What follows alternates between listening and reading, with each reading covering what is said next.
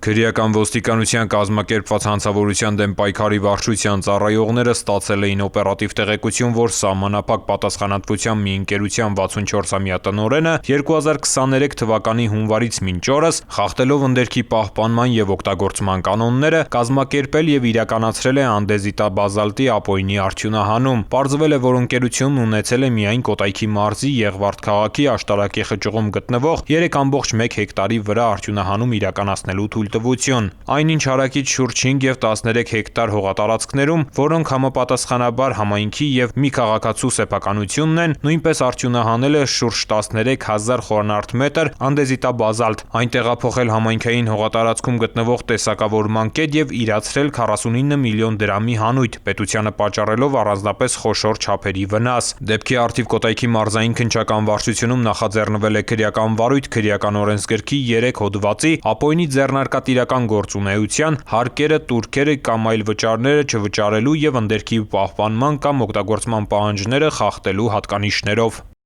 Ծանուցում ենթադրյալ հանցանքի մեջ կասկածվողը կամ մեղադրվողը համարվում է անմեղ, քանի դեռ նրա մեղավորությունը ապացուցված չէ Հայաստանի Հանրապետության քրեական դատավարության օրենսգրքով սահմանված կարգով, դատարանի օրինական ուժի մեջ մտած դատավճռով։